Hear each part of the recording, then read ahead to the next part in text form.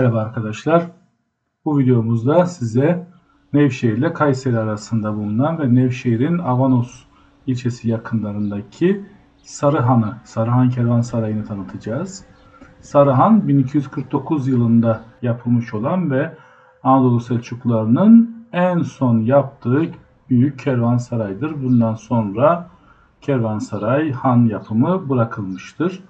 Gördüğünüz gibi oldukça büyük olan ve 2000 metrekare bir alana yayılan kervansaray sanatsal işçilikleriyle oldukça güzel ve bölgenin yerel taşı olan tüf taşından yapılmış ve 3 farklı renkte kahverengi, pembe ve sarı renkte taşlar bir arada kullanılarak ve işlenerek harika görüntüler oluşturulmuş.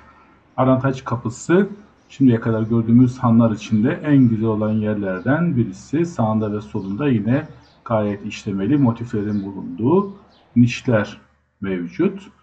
1249 yılında 2. İzzettin Keykavus zamanında yapılmış, ancak İzzettin Keykavus tarafından yaptırılıp yaptırılmadığı bilinmiyor.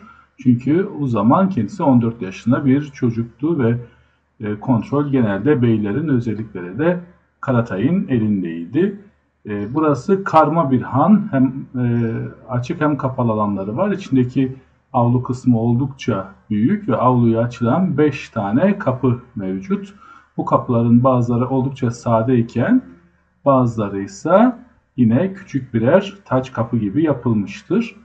Bu görmüş olduğunuz alanlar atların bağlandığı kapalı alanlar. Şu anda yapılan restorasyondan sonra bir seminer alanı, bir toplantı salonu gibi düzenlenmiş ve yine burada oldukça güzel yapılmış bir kubbesi ve dışarıya açılan mazgalları mevcut. Çünkü bu tip hanlar, kervansaraylar aynı zamanda bir savunma, ileri karakol görevini görüyorlardı. Bir kale gibi yapılıyorlardı. Oldukça da sağlamlardı.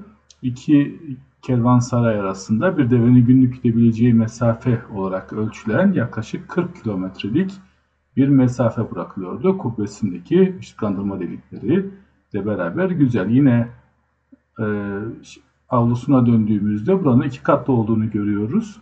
Sağ tarafta kapalı olan kışlık alanlar, sol tarafta ise açık olan yazlık alanlar bulunuyor. Yine merdivende çıkılan köşk mescidi kısmı, merdiven işlemeleri ve mescidin giriş kapısı da küçük bir taş kapı şeklinde yapılmış.